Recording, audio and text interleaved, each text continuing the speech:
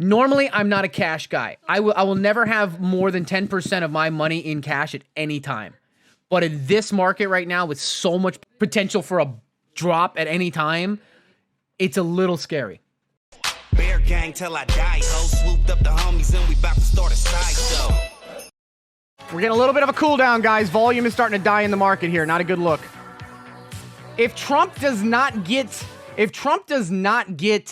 released today, guys, we could see a huge pullback. So everything right now is literally based on him recovering. He's basically pulling a Reagan. For example, when Reagan got shot, the market, tanked for a bit towards the end of the day. They actually halted trading. But then the next day, Reagan's old ass with a bullet pulled out of him walked out of his hospital room and said hi to everybody, and the market shot up 2.5%, 3% the next day. So this is kind of what it is. Remember, investors like stability. It's not that they like Trump. I mean, a lot of them do, but it's not about liking Trump. Easy, Spy. Easy.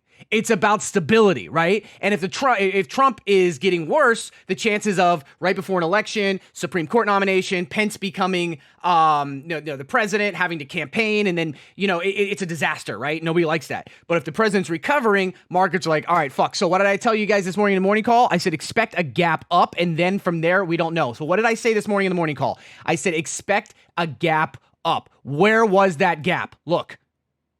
And where did we hit the resistance? Boom. It's exactly what we expected this morning. This is what we called this morning. We said the market would gap up on the news. It dropped from him being hospitalized. And if he's recovering, it's going to gap up. And then from there, who knows? And that's exactly what we saw today. It gapped exactly up and then rejected. Now we'll see. Now it's back to the market and what happens with him moving forward today. Now. All right, is that you're looking at a battle going on right now, right? And everything about speculative trading is about trying to get ahead of things before they happen. You might be wrong, but you might be right? I mean, it's just like anything, but you're trying to play events and you're trying to play specific things that happen. So in this case, what you have is you have Icon wanting to do the sale of these at $50 a share. But you have a battle because one of the major, the heads of the board want to do it at $43, right? So the idea is on the downside, if it does come at $43 for the sale, then if you're in under $43, you can't lose money. But if you got in, let's say this morning, for example, just for shits and giggles, right, when it was $44, you give yourself $1 on the downside. But if Icon wins this and it does go at $50, boom, 20%. So that's kind of this speculative play. If Icon wins this out and it is $50 for the sale per share, this thing's going to run. Well, now it'll be another 15%, but it's going to run. So you've got people buying in now on this low volume. See these little tiny candles, very tight volume. That means very, very small buy and sells. Not many people are selling their shares, but it is pushing it higher because people are trying to get in ahead of that. Yep, there it is. This thing might go again. Okay, I'll do it. The only thing is that now it's obviously later on, so it's kind of like having to go. Wow, look at NAV go, guys. This is that speculative play with Icon. Jesus Christ. All right, I'll break it down. Why did we say that there was a potential for DFEN, which is a 3-time leveraged ETF? Okay, so basically it's a big bundle of defense and military stocks that go 3 times as fast up and down. Why did we say look out for DFEN and oil from last week into this week? Simplified version of what we talked about and why it ended up working. So, Armenia, Azerbaijan, okay? 2 countries that have been at a Cold War for a long time. They have disputed territory, okay? Cold War for a long time. All of a sudden, the Cold War has turned into a hot war, okay? Now, countries have disputes all the time, but why is this important? Well, if you know history, you know about the Turkish and Armenian genocide thing, right? So, you have Turkey, okay, who's backing Azerbaijan.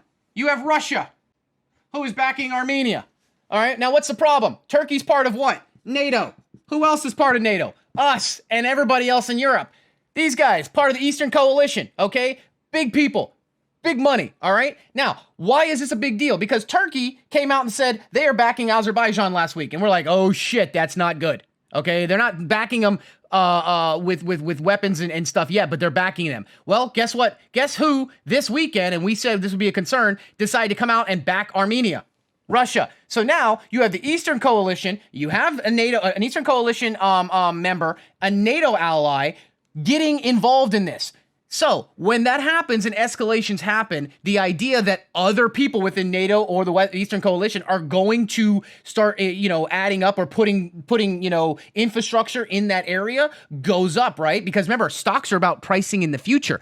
Nobody's buying or putting anything yet, but people are anticipating it. They are getting ready for it. And that's what the stock market is. It is a forward-looking system. So DFEN, okay, on the news of Russia has gone up. Now, why did we talk about oil? Because there are big ass pipelines that go through here, because you have a big C here and a big C here. And these countries, along with Georgia, okay, have big pipelines going through there. And if there are conflicts here, the potential of a pipeline or pipelines or refineries getting shut down, blown up, or disrupted also go up. And how does oil go up in a time when no one's using oil? Because there's too much supply and demand, the supply gets cut.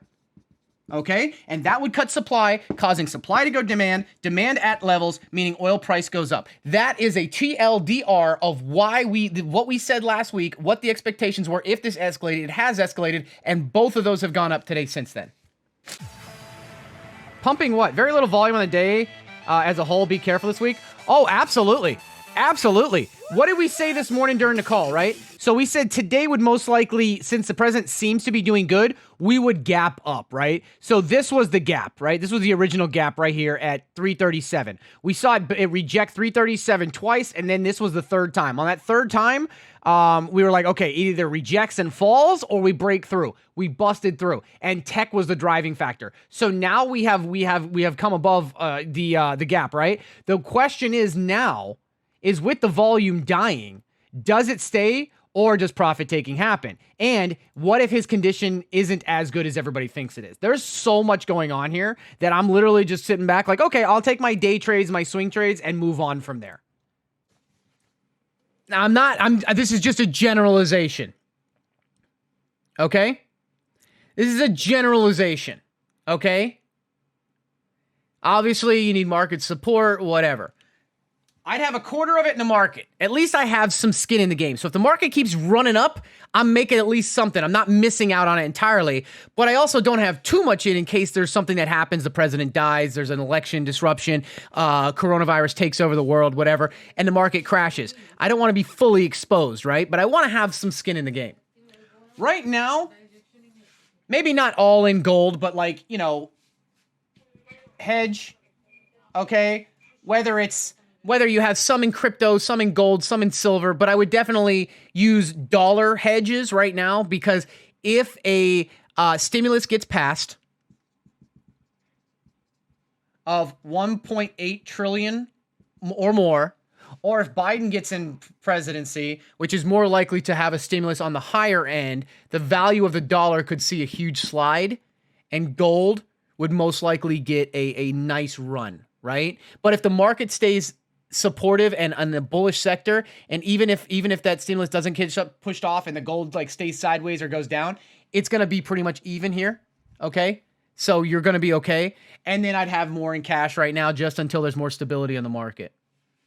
I don't like holding cash at all, but he also said that he wants to use this towards real estate in the near future, okay? Normally, I'm not a cash guy. I will never have more than 10% of my money in cash at any time. But in this market right now, with so much potential, just potential for a drop at any time, it's a little scary. No, you don't buy actual gold bullion, because you're always going to pay more than it's worth, and you're going to sell it for less than it's worth. Doesn't cash lose 3% to inflation? Yes. Over a year time frame. I'm talking about over the next 3 months. And number two, if the market averages 7% per year on the upside, and this loses 3% on the downside, right? You're still plus 1% overall. Safe, but at least you didn't lose any value. Now, that's just a simplified thing of what I'm talking about. Obviously, it's more in-depth than that, but I'm talking to a large audience, and I don't want to go into like, well, technically, put 10% in crypto, put 20% in GLD, put 27% in VU, 15% in QQQ, 20% in TAN, and keep 10% in cash. Therefore, you can allocate it to bonds if there's a flip. I don't want to go into that shit because this is Twitch, okay? No offense, but this is Twitch.